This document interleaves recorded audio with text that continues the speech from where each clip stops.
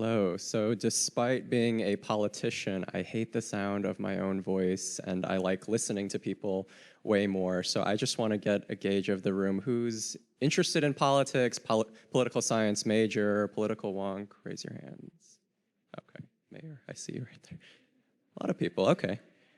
So I never imagined myself to be in politics in Indiana, let alone in this country ever. I graduated from Munster High School up in the region. The person who said on the card that they wore a Bears jersey with an IU hat, I can tell where you're from. It's probably near me. And I didn't think I would even want to stay in the state, quite honestly. After graduating from Munster in 2011, I was like the top person to say, I am getting the hell out of here and I'm not coming back to Indiana. And everyone kind of knew it. They were like, yeah, he never really, he was kind of like a dick. He was kind of standoffish and he didn't really want to be like, he wasn't really Hoosier hospitality, honestly. When you talk to him and look at him, he just didn't fit that mold. And I was like, yeah, you're really right. But when I went to New York City and when I went to college, I realized something that's really quaint and it seems profound at the same time. It's that you can change so much about you nowadays. You can change your name, you can change your appearance, you can change all kinds of things about yourself, but you can't change where you're from. And that really stuck with me because it was never going to change that I was from Indiana, that I cared a lot about my friends back home. You know, even though I would make fun of the state and I would say things about Indiana, I mean, I think we all do as Hoosiers. I think that's part of our identity, is that we can take shots at ourselves and still be strong about it and point out the flaws and find ways to make things better. So I came back and, to my own surprise, was working in real estate in Chicago, commuting from my district in Northwest Indiana, which is Dyer, Schererville, St. John, Griffith area, and I somehow caught the political bug. I mean, it seems like in the past few years, politics is the new small talk, which is just awful. It's like we used to be able to talk about the weather and talk about really mundane shit that celebrities do, and now it's just like every story is political, every goddamn story. So it's really tedious, it's really annoying, but what I was immersing myself in that because I hadn't considered myself an inherently political person whatsoever. My family was never involved. We didn't donate. We didn't volunteer on campaigns. We barely knew who was running. I barely voted in non-presidential years.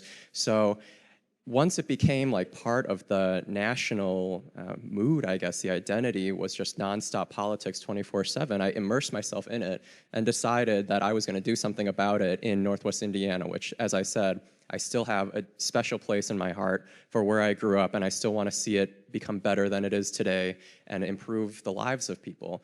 And ultimately, I decided, you know, I got to get my ass up and run. I got to do something about my community. I can't just sit here and bitch about what's wrong with where I live if I'm not going to do something serious about it. And all the speakers before were saying the exact same thing. They were saying that they got up and did something. They got this challenge put in front of them, and they met that challenge and overcame it. And that's kind of what I did when I decided at age 25 to run for the Indiana House of Representatives. And then I won my election after running a brutal campaign by 82 votes out of about 25,000 casts. So an extremely narrow win, pretty unexpected. It was the narrowest state legislative race in the entire state in 2018.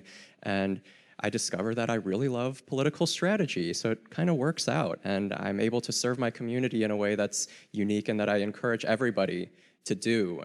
Serving in public office is unlike any other job that you'll have in your life, honestly. It's such a blessing to be able to talk to so many people in a unique way, get on their level one-on-one. It's unlike any education you can get at any big university, at any master's program or whatever.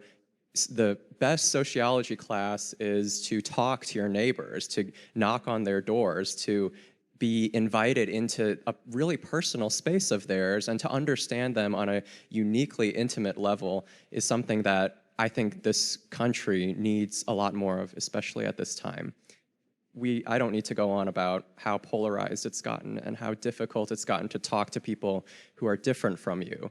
But if there's one thing that I realized running and that I learned from my community is that I think that Hoosiers, I don't even think that we align with one political party or even an ideology all in one. I think we are aligned, though, however, in that we're really independent-minded. And I found that was a really unique thing that when I was talking to neighbors of all kinds of different stripes. I mean, I got suburbs, I've got a little bit of an urban area, and I've got rural precincts as well. Got some racial diversity, not a ton, but it's there.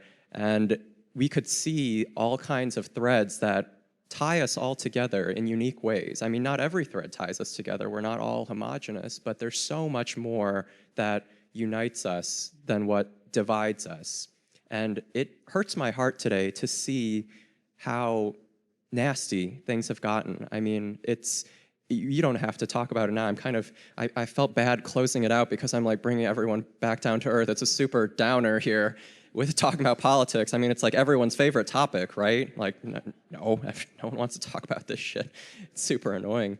But it's important because all of us need to help make it better. We know that the state of politics is pretty corroded in different areas, and it's not gonna fix itself. It's not gonna fill that void if we just sit back and don't do anything about it. So no matter what your ideology is, no matter who you support, we have got one hell of a presidential election, gubernatorial election, attorney general election, state legislative election. 2020 is unique because it's the 2020 census is happening, and then the immediate term after is when redistricting will happen. So if you care about that, this is an extremely important year. So I just encourage you to seek people out, and not only seek people out who you know you support and you know who you align with, but also people who you disagree with. The most valuable thing I found when I was campaigning was talking to people who I disagreed with. What were my favorite conversations? I mean, talking to someone you agree with is just an echo chamber, and it's really boring intellectually, I think, for most people. So when you go out and talk to someone who is just the polar opposite of you, and you challenge yourself to get on their level, to see where they're coming from, but to not sacrifice your ideals, then you are undergoing a really strong exercise mentally and helping bridge gaps in communities, which, like I said, is something that is so important nowadays.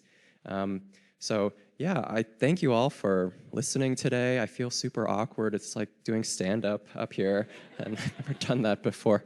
So I just encourage you, just please seek out those voices, seek out those people who you disagree with, seek out those people who you agree with, and register to vote, register your friends to vote, and make sure you get informed about who's on your ballot. So thank you.